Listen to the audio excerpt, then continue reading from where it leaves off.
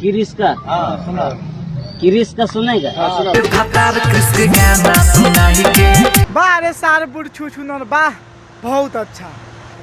कि लेवे भतार क्रिस के गाना सुनाई के सुनता रह भाई लोगन एगो का वीडियो सर्वा वायरल हो गल इस सर्वा में गाना गा दिलक कि लेवे भतार क्रिस के गाना सुनाई के रे भैया आवा निहुर जा हमहू ले ली का हाल बा भाई। आज हम प्लाई कले बानी क्रिस के गाना सुना के भतार लेता आ क्रिस के गाना के भाई आज के वीडियो बहुत गनफार बा। ऐसे कहल चाहते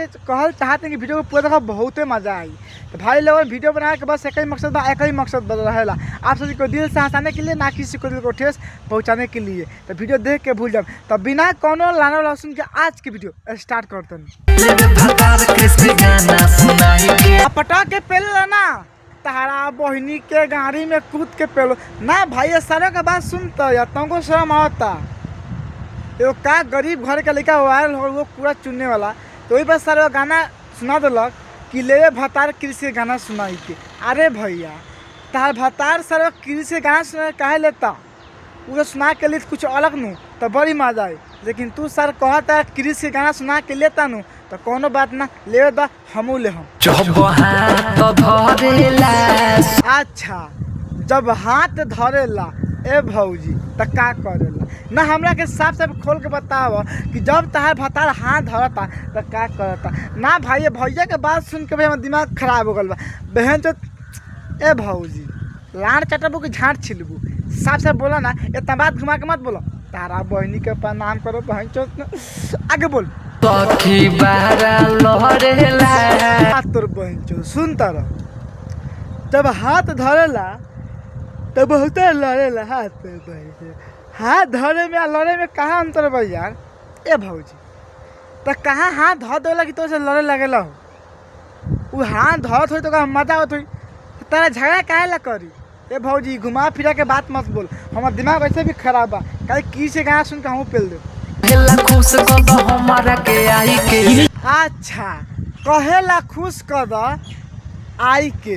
मतलब देखा भाई लोगन भौजी के भता जब भौजी के देह पर हाथ धोला नू तो भौजी कहे लिया कि आके खुश कर दो हमरा के ना मतलब आके हमारे पेल ना तो देखा भौजी तहार मेहरू बहुते समझदार बा कि तहार के देवला रेडी हो गए बा कितना कोनो के मेहरू तो देव लिया ना लेकिन झगड़ा क के बहन चोद घर में कलेश कर दे लिया तो बहुत अच्छा बात बा कि तहार मेहरारू देते तो तू लो ए भौजी झाटू खान बात मत बोलो क्रिस के गाना सुना के लेवे तो क्रिस के गाना सुना के पेल देवे उससे हमसे मतलब नहीं के काहे कि क्रिस अरे यार एगो छोटा लड़का वायरल हो बड़ा सपोर्ट करे चाहिए तो पता नहीं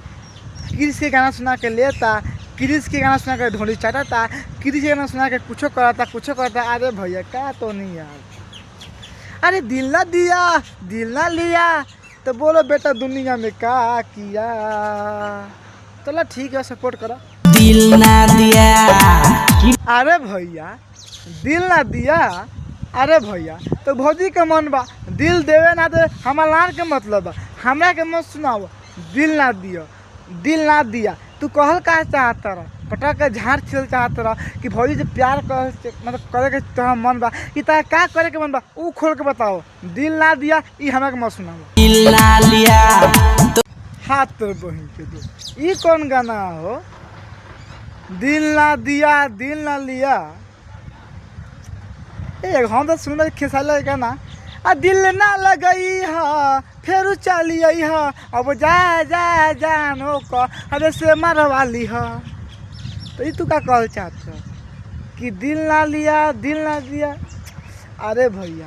तार साफ साफ कहे के मतलब का बा हमरा के उ साफ साफ खोल के बताओ कि तू का कहे के चाहता कि पटा के पेली